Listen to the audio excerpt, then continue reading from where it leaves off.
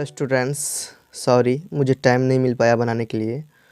लेकिन फिर भी आप लोगों को एग्ज़ाम से पहले मैं चाहता हूँ आप लोगों को रिवाइज़ करवा दूँ। ठीक है, जो भी ग्रामर में इम्पोर्टेंट है वो मैं आपको रिवाइज़ करा देता हूँ। ये वीडियो आपके लिए बहुत ही हेल्पफुल रहेगा। और ये देख सकते हैं इवनिंग में, मतलब नाइट में वीडियो बना रहा हूँ। और अभी समय का 12 बज रहा है, 12 है ना, 11 बजकर अभी कुछ मिनट हो रहा है। ठीक है, 11 बज के कुछ मिनट, यानी कि मैं आपको बता दूँ कि कितना टाइम हो रहा है टोटल। तो 11 बजकर 50 मिनट हो रहा है यहाँ पे। ठीक है, इतना रात को मैं वीडियो बना रहा हूँ क्योंकि मुझे टाइम नहीं मिल पाया, क्योंकि अभी हम ट्यूशन पढ़ाते हैं। पहले तो बहुत बड़ा कोचिंग सेंटर था, पापा जी का डेथ होने के बाद में कोचिंग सेंटर बंद हो गया। ठीक है, घर का सिचुएशन ख़राब हो गया। अभी तो होम ट्यूशन में पढ़ाता हूँ, 4-5 जगह मैं जाता हूँ पढ़ाने के लिए, क्योंकि मैं उसमें बिज़ी रहता हूँ। तो जितना टाइम मिलता है मैं अपना वीडियो बनाता हूँ, और इसीलिए टाइम नहीं मिल पाया बनाने का, क्योंकि बच्चे का एग्ज़ाम भी चल रहा है। कुछ बच्चे का 9th क्लास का, 8th क्लास का, 9th क्लास का, 10th क्लास का, है ना, एग्ज़ाम चल रहा है मेरे स्टूडेंट्स का। तो वीडियो नहीं बना पाया, इसीलिए अभी मैं आप लोगों को बना देता हूँ, क्योंकि कल एग्ज़ाम देने के लिए जाना है। तो बहुत ही इंपॉर्टेंट रहेगा ये वीडियो आपके लिए। तो पूरा वॉच करना है तो पूरा ग्रामर का रिवीजन हो जाएगा, और ग्रामर में एक भी नंबर नहीं कटेगा। आंसर पैसेज के बारे में मैंने आप लोग को पहले समझा दिया है। तो अभी जो भी समझाने वाला हूँ, देखिए ये क्या आपको दिख रहा है, रिपोर्टेड स्पीच, है ना। देखिए रिपोर्टेड स्पीच वाला कोई भी प्रश्न आता है, आपको ये देखना है डायरेक्ट स्पीच में अगर कोई भी सेंटेंस दिया जाता है, अगर वो V1 है तो V1 को अगर V2 में चेंज करना हो, ठीक है, किसको, V1 को अगर V2 में चेंज करना हो, तो हम लोग क्या करते हैं, जब डायरेक्ट को इनडायरेक्ट में चेंज करते हैं तो ये V1 से V2 बन जाता है। जैसे कि V1 क्या, रेड, है ना, V2 भी रेड होता है। लेकिन यहाँ पे कुछ जैसे कि 8, V1 है 8 हो गया, तो V2 अगर रहेगा तो E10 हो जाएगा, है ना। उसी तरह से V1 को डायरेक्ट स्पीच अगर से इनडायरेक्ट में बदलना हो तो V1 से V2 करना होगा। ठीक है, और V2 अगर V2 रहेगा तो V2 से इनडायरेक्ट का, V2 अगर डायरेक्ट रहेगा तो V2 से इनडायरेक्ट में बदलना होगा, तो हैड प्लस V3 लगाना होगा। ये आपको फॉर्मूला याद रखना है। और डायरेक्ट स्पीच में अगर इज एम दिखाई देगा तो आपको वहाँ वास लगाना है। इज एम दिखाई देगा तो आपको क्या लगाना है, वास लगाना है डायरेक्ट स्पीच में, तब आपका इनडायरेक्ट स्पीच बन जाएगा। ठीक है, ये आपका रिपोर्टेड स्पीच हो जाएगा। ठीक है, जब भी कहीं आर दिखाई देगा तो रिपोर्टेड डायरेक्ट स्पीच से इनडायरेक्ट में बदलेंगे, तो आर के जगह हम लोग को वेयर लगाना है, आर के जगह वेयर लगाना है, तो वो इनडायरेक्ट बन जाएगा। हैज़ हैव कहीं दिखेगा तो उसकी जगह हम लोग को हैड लगा देना है इनडायरेक्ट बनाने के लिए, डायरेक्ट से इनडायरेक्ट बनाने के लिए। ठीक है, ये रिपोर्टेड स्पीच हो जाएगा आपका। और ये कैन के लिए हमको कुड लगाना है, मे के लिए माइट लगाना है। ठीक है, और विल सेल के लिए हम लोग को वुड लगाना है, ये याद रखना। ठीक है, और यहाँ पे कुछ अगर देखना चाहें, मस्ट के लिए अगर इनडायरेक्ट बनाएंगे, डायरेक्ट से मस्ट हैड टू लगेगा, एगो का बिफोर लगेगा, टुडे का दैट डे लगेगा। टुडे कहीं भी दिखा मतलब कहीं भी लिखा रहेगा, अगर प्रश्न आ गया है तो उसमें अगर टुडे लिखा रहेगा तो उसके बदले हम लोग दैट डे दे देंगे। टू नाइट का दैट नाइट दे देंगे, यस्टरडे का the day before, the previous day, tomorrow का द नेक्स्ट डे लग जाएगा, है ना। कहीं भी टुमारो दिखेगा तो उसका इनडायरेक्ट बदलना है तो ऐसा हो जाएगा। दिस के लिए दैट यूज करेंगे, दिस के लिए दोज यूज करेंगे, देयर के लिए देयर यूज करेंगे, नाउ के लिए देन यूज करेंगे। ठीक है, एग्जाम्पल यहाँ देख सकते हैं, यहाँ पर एग्जाम्पल लिखिए। एग्जाम्पल में ही sad I am busy today, तो ये आपका क्या है, डायरेक्ट स्पीच है। तो इनडायरेक्ट किसी को बोलना है तो क्या कर सकते हैं, ही सैड दैट, ये कॉमा के बदले हम लोग दैट लगाते हैं, ही सैड दैट। यह आई है तो आई के बदले हम लोग क्या लगाए, ही लगाए। कहाँ से लगाए आई के बदले ही, मैंने आप लोगों को बता दिया, V1 से V2 में बदलना होता है। अगर कोई देखिए कोई जैसे कि आई है तो वो आई ही बन जाएगा, है ना। आई मतलब मैं है। अगर ये इनडायरेक्ट कोई बोलेगा तो वो हमको ही कह के बोलेगा, यानी वो कह के बोलेगा। तो आई ही में परिवर्तित हो गया, चेंज हो गया, तो आई से ही लग गया। एम क्या बन जाएगा, देखिए यहाँ पे हम लोग देख लिए थे, ईज और एम क्या बनेगा, वास। तो ये एम हम लोग को एम बदल लेंगे वास में। देखिए एम क्या बदले हैं, वास। आई के बदले ही लगा दिए, एम के बदले वास कर दिए, है ना। बिजी का तो बिजी रहेगा, बिजी का कोई चेंज नहीं होगा, बिजी का बिजी ही रहेगा।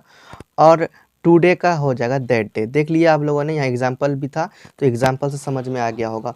तो मैंने पिछली वीडियो में भी कुछ जब मैं ग्रामर करवा रहा था, प्रैक्टिस पर करवा रहा था, उसमें भी मैंने आप लोगों को डायरेक्ट इनडायरेक्ट में रिपोर्टेड स्पीच करवाया था। तो ये आप लोगों को देख लेना है, ठीक है। तो आप समझ लीजिए, ये याद रख लीजिए, आपका कोई भी प्रश्न आएगा तो उसको डायरेक्ट से इनडायरेक्ट में बदल लेंगे, वो आपका आंसर सही होगा। और ये रिपोर्टेड स्पीच आपका कंप्लीट होता है यहाँ पे, ठीक है। अब हम लोग कुछ इंपॉर्टेंट देख लेते हैं, ठीक है। और एक रिपोर्टेड स्पीच का जो चार्ट है वो अभी आप लोग देख लीजिए, ठीक है। यहाँ पे कुछ रिपोर्टेड स्पीच का चार्ट आपको दिख रहा है। चलिए यहाँ पर आप देख लीजिए, रिपोर्टेड स्पीच का जो कुछ चार्ट है, देखिए प्रेजेंट इंडेफिनिट है, कहाँ क्या दिख रहा है आपको, प्रेजेंट इंडेफिनिट है। तो अगर प्रेजेंट इंडेफिनिट में डायरेक्ट स्पीच है तो आई वर्क हार्ड है, तो इसी को हम लोग इनडायरेक्ट में बदलेंगे तो वो पास्ट में बदल जाएगा। तो प्रेजेंट को अगर इनडायरेक्ट में बदलेंगे तो वो पास्ट बन जाएगा। तो आई क्या बन जाएगा, ही बन गया, है ना। तो आई वो आई ही बन गया, तो ही सेड दैट, ये तो लगाना कॉमन ही है। किसी के बदले हम लोगों को बोलना पड़ता है, डायरेक्ट से इनडायरेक्ट बदलने के लिए किसी के बदले बोलना पड़ता है, तो वो ही सेड दैट, ये कॉमन लग जाएगा। लड़का रहेगा तो ही सेड दैट, और लड़की रहेगा तो सी सेड दैट, है ना। उसके बाद हम लोग को आई के बदले क्या लगा लिए, ही लगा लिए। अब ये देखिए आई के साथ अब लोग यहाँ पे एम रहता तो हम लोग और भी कुछ लगाते, लेकिन यहाँ एम नहीं है, यहाँ वर्क है तो ये वर्कड हो जाएगा V2। V1 क्या बन जाएगा, V2 मैंने अभी बताया था, तो V2 बन गया। और जब उसके बाद जो है वो वैसा ही रह जाएगा, ठीक है। अब इसी तरह से आप चार्ट देख लीजिए, समझ लीजिए। Present continuous I am working hard, तो आई के बदले ही तो लगेगा नहीं, ही आई के बदले ही लगेगा, है ना। अभी जस्ट समझाए थे। तो आई एम, इसके बदले सबसे पहले ही सेड दैट तो लगा ही देंगे, ये कॉमन सी बात है, इसको लगाना ही सेड दैट आपको लगाना ही है, सब में, लगभग सब में लगाना है। और आई के बदले ही लग गया, एम के बदले हम लोग वास लगा दिए, देख लीजिए एम के बदले हम लोग क्या लगाए, वास लगाए। अगर ये चार्ट को अगर याद रखेंगे तो आप फंसेंगे नहीं, रिपोर्टेड स्पीच आपका बिल्कुल राइट जाएगा।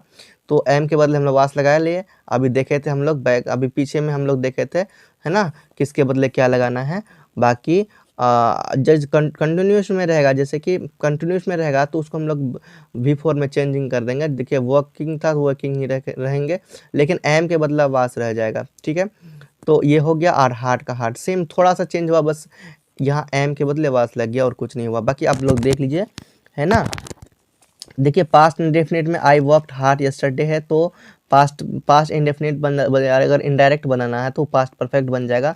तो लिख सकते हैं ही said that he had worked hard the previous day, है ना। यहाँ पे यस्टरडे तो वो प्रीवियस डे बन गया, द डे बिफोर बन गया, है ना।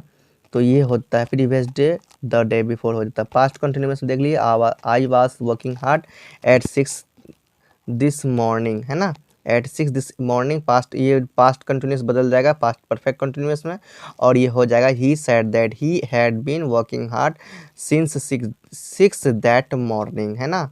दिस मॉर्निंग तो दैट मॉर्निंग में बदल जाएगा, देख लिए।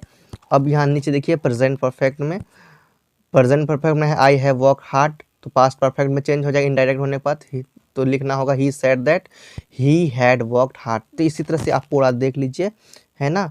यहाँ पे आप लोग वीडियो को रोक के देख लीजिए, इस तरह से आपका हो जाएगा, ठीक है। तो ये आप लोग देख लीजिए और ये कंप्लीट हो जाएगा आपका, ठीक है। इस तरह से आपको आपका रिपोर्टेड स्पीच क्या हो जाता है, कंप्लीट हो जाता है। इसका चार्ट में भी मैंने दिखा दिया, तो अब इसमें कोई प्रॉब्लम नहीं होगा, ठीक है। तो अब आगे देखते हैं हम लोग क्या करना है। कुछ बच्चे कह रहे थे सर करेक्शन के बारे में, एरर और करेक्शन के बारे में बता दीजिए। चलिए इसी में देख लीजिए, एरर करेक्शन समझ में आ जाए सही से। देखिए यहाँ पे क्या है, आई हैव कम यस्टरडे। देखिए यहाँ हम लोगों ने मिस्टेक क्या किया है, यहाँ पे हैव अगर ये इनकरेक्ट है, आई हैव कम यस्टरडे ये इनकरेक्ट है, तो करेक्ट क्या है, यहाँ हैव नहीं लगेगा, है ना। हैव नहीं लगा, तो हैव नहीं लगा। और यहाँ पे देखिए कम था, कम के बदले हम लोग कैम लगाए, है ना। आई हैव कम यस्टरडे, तो आई कैम यस्टरडे करेक्ट हो जाएगा, ठीक है। उसके बाद है I am working here since 1999, तो आई एम वर्किंग के बाद हम लोग हेयर सिंस 99 दे दिए। अब देखिए यहाँ 99 कई वर्षों से वाली बात हो रही है, तो आई वन देखिए कहीं भी ईयर्स को लगाते हैं किसी समय से, तो से में हम लोग क्या लगाते हैं, हैव बीन लगाते हैं, है ना। तो आई एम वर्किंग नहीं हो जाएगा, वहाँ देखिए यहाँ क्या बन जाएगा, हैव बीन बन जाएगा। तो अब अगर आप लोगों ने देखा होगा टेंस का क्लास किए होंगे तो आप लोगों को ये समझ में आएगा। अगर आप लोगों को टेंस क्लास नहीं किए हैं तो आपको समझ में ये वाला नहीं आने वाला है, ठीक है। तो ये ऐसे बनेगा, कुछ सेंटेंसेस को अगर चेंज करना है तो आपको ऐसे ही करना होगा। I am having a blue pen, ये आपका सेव नहीं है, मतलब इनकरेक्ट लग रहा है, देखने से इनकरेक्ट वर्ड लग रहा है, सेंटेंस लग रहा है। I have having a blue pen, ये क्या होता है, I have a blue pen होगा ना, तो I have a blue pen यहाँ हो गया, ठीक है। तो ये आप लोगों ने देख लीजिए। तो अब बात ये करते हैं कि अगर आप लोग टेंस नहीं देखें तो समझ में नहीं आने वाला, ये बात आप याद रख लीजिए, ठीक है। फिर ये नहीं बोलिएगा सर जी समझ में नहीं आ रहा है, क्यों नहीं आ रहा है। तो टेंस का वीडियो आप लोगों ने क्यों देखा नहीं, आप लोगों को टेंस का वीडियो देखना चाहिए था, इसलिए टेंस का वीडियो पहले बना दिया, रूल्स भी समझा दिया। तो अगर आप लोग अभी भी टेंस का वीडियो नहीं देखे हैं तो प्लीज़ जल्दी से फास्ट में देख लीजिए, ठीक है। उसके बाद है इफ़, देखिए यहाँ पे जो भी प्रश्न है देख लीजिए, यहाँ देखिए क्या लिखा है, if it will rain we shall not go out, यहाँ पे उल्टा पुल्टा लिख दिया है, तो इसका क्या हो गया, इफ़ इट रैंस, है ना, इफ़ इट विल रैन, यहाँ इफ़ इट रैंस है ना। तो डायरेक्ट ये देखिए, इनडायरेक्ट में मतलब जो इनकरेक्ट में था किस टाइप से था और करेक्ट में किस टाइप से हो गया। तो यहाँ पे we shall not go out, we shall not go out, यहाँ पे देखिए वी सेल, सेम देखिए यहाँ we shall not go out, यहाँ we shall not go out, यहाँ सेम था लेकिन मिस्टेक कहाँ था, यहाँ पे था, है ना। तो इस तरह से समझ गए इनकरेक्ट और करेक्ट। और भी कुछ एग्जांपल से मैं आप लोगों को समझाना चाह रहा हूँ, ठीक है। तो आप लोग बने रहें। चलिए नेक्स्ट देखते हैं। एरर करेक्शन में थोड़ा यहाँ पर भी आप लोग देख लीजिए, एरर करेक्शन में क्या दिख रहा है। तो ये आपका ये पढ़ना है, क्या लिखा है, रीड द गिवन सेंटेंसेस। थोड़ा सा वीडियो अगर थोड़ा सा प्रॉब्लम आए दिखने में तो थोड़ा सा आप लोगों को मैनेज करना किसी तरह से, क्योंकि अभी स्टैंड से नहीं बना रहा हूँ, हाथ से ही बना रहा हूँ, ओके, हाथ में ही रख के। तो आप लोगों को थोड़ा सा मेंटेन करना है। Read the given sentence from a prominent business blog, identify the error and supply the correction in the sentences. यहाँ पे आपको कुछ सेंटेंस दिया हुआ है, इसमें से आपको देखना है कहाँ एरर है, उसको एरर को हटा के करेक्ट करना है, उसको करेक्शन करना है ना। तो ये पढ़ने के बाद historically post independence the RBI adopted development fencing and relies heavily on priority sector lending as the primary tools यहाँ टू अजमेंट इकोनॉमिक ग्रोथ। तो यहाँ पे टूल्स के बाद टू नहीं, टूल्स ऑफ अजमेंट होगा। तो यहाँ पे देख लीजिए, इसके टू के बदले टू गलत था, यहाँ पे टू का टू लिख दिया गया है, और इसके बदले जो सही था, यानी कि ये वही करना पड़ता है जो गलत होता है उसी को हम लोग सही जब लिख देते हैं तो वही एरर से क्या हो जाता है, करेक्ट हो जाता है। तो इसी का नाम होता है एरर और करेक्शन, ठीक है। तो यहाँ पे टू गलत था, यहाँ ऑफ लगता, तो यहाँ पे टू गलत था तो उसके बदले हम लोग यहाँ ले लिए टू, और करेक्शन के जगह हम लोग इसके क्या लगा दिए, यहाँ क्या लगने वाला था, ऑफ, तो ऑफ लगा दिए। और भी कुछ एग्जाम्पल है, दिखाता हूँ आपको, मिलने सबको करेक्ट और समझ में आ जाएगा कैसे क्या करना है इसमें। देखिए एक एग्जांपल यहाँ भी है आपका 6 नंबर, यहाँ पे देख सकते हैं 6 नंबर में है दिया हुआ identify the error and supply correction. वही बात है, यहाँ से यहाँ तक आपको पढ़ना है, देखना कौन सा पॉइंट, कौन सा वर्ड्स, कौन सा सेंटेंस में क्या मिस्टेक है ना। तो यहाँ पे unfortunately the worst affected age group in road accident is 18 to 45 years which, है ना, accounted for about 67% of total accidents death. तो यहाँ पे देखिए कह रहा है क्या, रोड एक्सीडेंट्स इज एट, देखो एक्सीडेंट्स यहाँ पे एस लगा है, ये आपको देखना है। अगर आपने टेंस देखा होगा, टेंस समझा होगा, जहाँ भी एस लगा रहता है तो वो एक से अधिक हो गया, तो यहाँ एस के जगह हम लोग ईज नहीं लगाएंगे, एक से अधिक है तो ईज के साथ हम लोग आर यूज करेंगे, ईज के साथ आर यूज कर लेंगे, ईज नहीं लगाएंगे, उसके बदले मतलब कि हम लोग आर यूज कर लेंगे। एक्सीडेंट्स है, एक से अधिक आदमी का एक्सीडेंट हो रहा है इसीलिए हम लोग आर लगा लेंगे, ठीक है। ट्रांसलेशन अगर किए होंगे तो आपको पता होगा, है ना।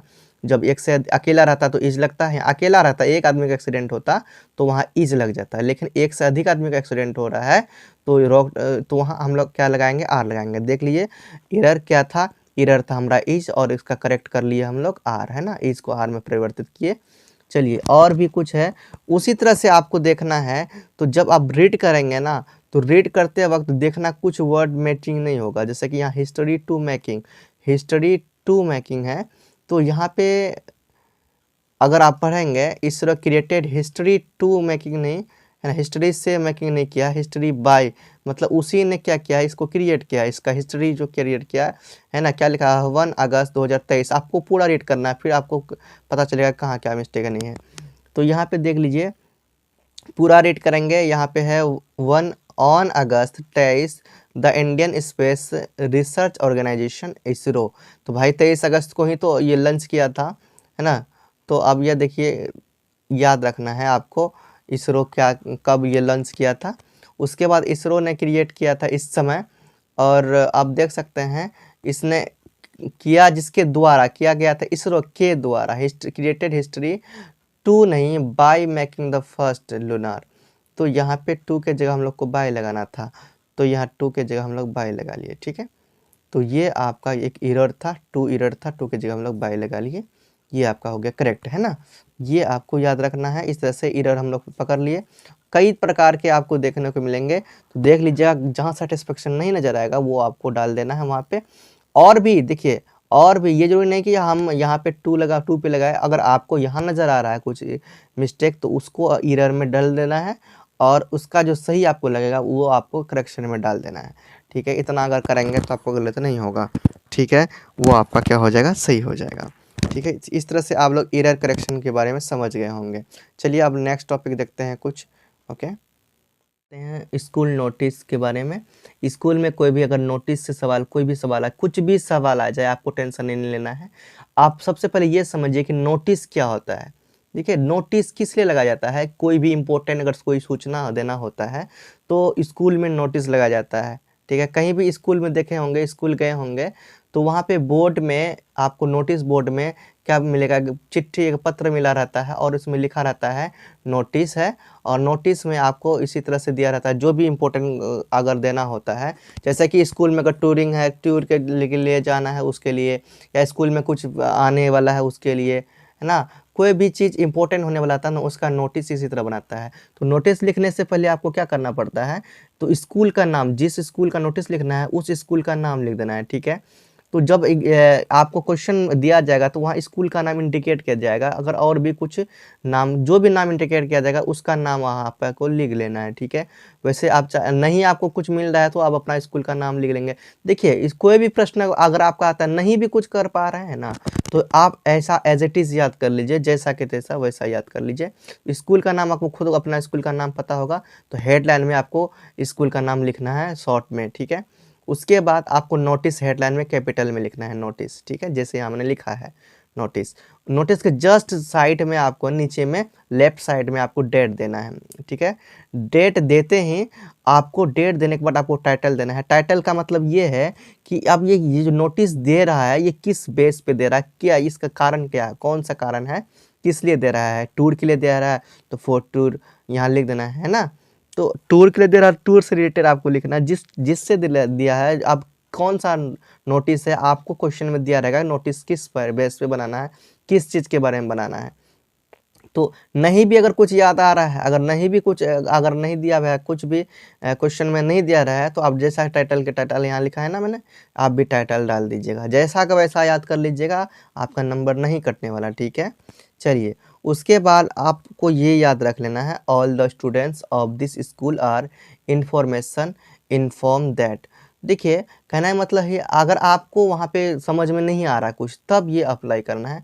तो वैसे तो आप चाहें तो कुछ भी, जैसे कि जो प्रश्न है प्रश्न के अनुसार लिख सकते हैं, लेकिन आपको समझ में नहीं आ रहा तो आप एज इट इज़ ऐसे भी लिख सकते हैं। उतना टाइम नहीं रहता है चेक करने वालों को कि आपको अलग अलग करके चेक करें। तो आपका जब फॉर्मेट सही हो जाएगा ना, तो आपका नंबर मिल जाएगा। फॉर्मेट सही हो जाएगा तो जैसा जितना नंबर है 5 नंबर का 5 नंबर आपको मिल जाएगा। बस चेक करना चाहता है कि इसको फॉर्मेट आता है कि नहीं आता है। तो एज इट इज़ ऐसे याद कर लीजिए।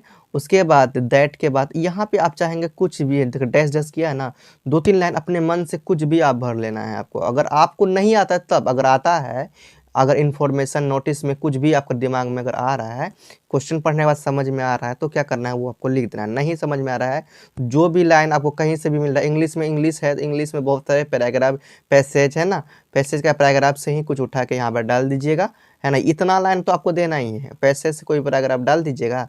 उसके बाद ये कुछ लाइन जो है आपका नीचे, those who want to take part in this programme should give their names to their class teacher by 1 March 2024। कल एग्ज़ाम है, अपना एग्ज़ाम का अपना जो भी जब भी एग्ज़ाम है अपना लिख सकते हैं, जो भी डेट लिखना चाहते हैं लिख सकते हैं। इतना आप याद कर लीजिएगा। फिर नाम आपको लास्ट में लिख देना है। फिर पोस्ट, जैसे पोस्ट मतलब कि आप टीचर हैं, आप प्रिंसिपल हैं, आप स्टूडेंट हैं, जो भी हैं जिस पोस्ट पे आप वहाँ लिख देना है, ठीक है। तो इस तरह से आपको नोटिस तैयार करना है। अगर आप ऐसा करेंगे आपको कोई भी प्रॉब्लम नहीं होगा, आपको फुल नंबर मिलेगा, चाहे आपको याद है या नहीं है। लेकिन ये फॉर्मेट जिस तरह से आपको दिख रहा है ऐसा है, एज इट इज फॉर्मेट आपको रखना है, आपको नंबर मिल जाएगा। चलिए, नोटिस हम लोगों का क्या हो गया कंप्लीट। अब देखते हैं कुछ डायरी एंट्री देख लेते हैं, ठीक है। चलिए अब हम लोग देख लेते हैं डायरी एंट्री। स्टूडेंट, डायरी का मतलब क्या होता है? देखिए, डायरी वो होता है जिससे हम लोग पर्सनल चीज़ शेयर करते हैं। पर्सनल चीज़ डायरी में हम लोग क्या करते हैं, लिखते हैं। सबका अपना अपना पर्सनल डायरी होता है। वैसे भी आप लोगों का अभी पर्सनल डायरी नहीं होगा, लेकिन कुछ जब आप 12th कर लेंगे तो उसके बाद ना आप अपना एक डायरी अलग से रखिएगा, उसमें अपना इम्पोर्टेंट बातें शेयर कीजिएगा, इम्पोर्टेंट बातें रखिएगा, लिखिएगा। तो वही डायरी होता है, सेक्रेट चीज़ें है ना, सेक्रेट चीज़ें, उसमें से सेक्रेट बातें रखा जाता है, लिखा जाता है, ठीक है। इम्पोर्टेंट बातें अलग से छुपा के रखने के लिए, है ना, तो वो होता है डायरी। तो डायरी कैसे लिखा जाता है? डायरी लिखने के लिए सबसे पहले आपको क्या लिखना है, वहाँ पे डेट लिखना है ना। डायरी लिखने के लिए आपको डेट लिखना है। डेट जब का डेट, डायरी एंट्री हेडलाइन दे दिए, है ना। अगर आपको प्रश्न आ गया डायरी एंट्री का तो हेडलाइन डायरी एंट्री दे दिए। उसके जस्ट नीचे आपको डेट लिखना है, जितना भी तारीख का कल एग्जाम है। जैसे 1 तारीख को एग्जाम है, 1 तारीख फरवरी में एग्जाम है, फरवरी लिख दिए, 2024 में तो 2024 लिख दिए, ठीक है। इतना काम हो गया। फिर क्या है, फ्राइडे। फ्राइडे जोन सा दिन, मतलब जो दिन रहेगा वो दिन का नाम लिख देना है ना। जो डे रहेगा वो डे का नाम लिख देना है। और जितना टाइम रहेगा ना वो टाइम भी लिख दीजिएगा, ठीक है, अपना माइंड से। उसके बाद इतना काम तो आपको करना है। ये काम आपका फॉर्मेट अगर आपका सही है ना, कोई भी क्वेश्चन आपको दिया है ना, अगर आप कुछ भी नहीं जानते हैं तो आपको 5 नंबर पूरा मिल जाएगा, ठीक है। आपको टेंशन लेने की ज़रूरत नहीं है। चलिए, इतना आप फॉर्मेट सही लिखिए ना, आप टेंशन क्यों लेते हैं, आपको पूरा नंबर मिलेगा, है ना। अब मैं कह रहा हूँ ना, अगर आपको नहीं है आता है ना तो आप सिर्फ फॉर्मेट लिख दीजिए। तो ये डेट लिख सकते हैं, डे लिख सकते हैं, है ना, और टाइम लिख सकते हैं। उसके बाद लिखिएगा आप डियर डायरी। डियर डायरी, हमें टॉमी वाला नहीं करवाने वाला हूँ, बस आपको लिखना है ऐसे डियर डायरी। चलिए, इसके बाद मैं आपको बुक से ही दिखा देता हूँ कैसे लिखना है। चलिए, उसके बाद आपको लिखना है, टाइमिंग देने के बाद आपको क्या लिखना है, dear diary, today was such an exciting day, you must know my team won the first prize in the All India CBSE National Quiz competition। देखिए, आप चाहें तो कुछ पॉइंट याद कर लें, चाहे कोई भी प्रश्न आ जाए, है ना, कोई भी प्रश्न आ जाए, आपको डरना नहीं है। प्रश्न से अगर रिलेटेड लिखना है तो अगर आप लिख सकते हैं तो लिख दीजिए प्रश्न से रिलेटेड डायरी में। अगर नहीं लिख सकते हैं तो उसका भी मैं उपाय आपको बताने जा रहा हूँ। देखिए, यहाँ टुडे से स्टार्ट करना है, यहाँ कंपटीशन तक लेके आ गए। इतना आप याद कर लीजिए पक्का, ऐसे के ऐसे एज इट इज़ याद कर लीजिए, छोड़िए मत। इतना याद करने के बाद ना बीच में ना कुछ भी आप भर दीजिए। आपके पास पैसेज का पैराग्राफ होगा, उसी से कुछ भी आप क्या कर दीजिए, भर दीजिए, अगर समझ में नहीं आ रहा है तो। अगर आ रहा है, अगर आपके माइंड में इंग्लिश बन रहा है, आपको हिंदी में समझ में आ गया कि मतलब ये चीज़ क्या है, किस विषय पे लिखना है, तो अपने आप में हिंदी सोचिए, उसका ट्रांसलेशन कर लीजिए।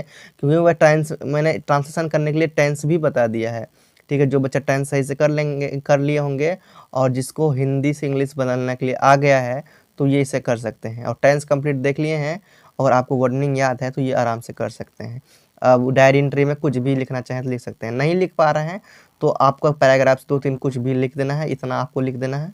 जितना आपको लिखा एज इट इज़ इतना याद कर लीजिए, ठीक है, कंपटीशन तक, है ना। उसके बाद आपको करना क्या है, ध्यान से देखिए। उसके बाद ना आपको नीचे आइए, आप नीचे आइए और यहाँ से यहाँ क्या लिख रहा है, लिखने 2-3 लाइन लिखने के, इट से लेके आपको क्या करना है, लाइफ तक लिख देना है। जो लिखा है, क्या लिखा हुआ है, it was a very proud moment for me, for my team and for my school, it was one of the unforgettable, है ना, डेज ऑफ माई लाइफ। देखिए, लेट हो गया, थोड़ा नींद लग रहा है मुझे, क्या मैं बताऊँ, ठीक है। डेज ऑफ माई लाइफ, तो ये आपका हो गया। इतना आपको लिख देना है, ठीक है। सेम एज इट इज़, ये कॉमन सी बात है, इतना आपको लिखना है, चाहे कुछ भी आप लिखना चाहें। उसके बाद आपका जो भी नाम है अपना नाम यहाँ लिख सकते हैं, ठीक है। तो यहाँ पे नाम लिख दिया गया है। इस तरह से आपका क्या होता है, डायरी एंट्री कंप्लीट हो जाता है। ये आपको रिवीजन करवा रहा हूँ, ठीक है। अगर आपका लिखा हुआ है कॉपी वाले कॉपी में तो वो आप देख लीजिए एक बार, है ना, उसे याद कर लीजिए, समझ लीजिए। तो इस तरह से आपका डायरी एंट्री भी कंप्लीट होता है। चलिए कुछ आपका अगर एप्लीकेशन अगर आ जाए तो एप्लीकेशन कैसे लिखना है, चलिए मैं आप लोग को एप्लीकेशन भी बता देता हूँ।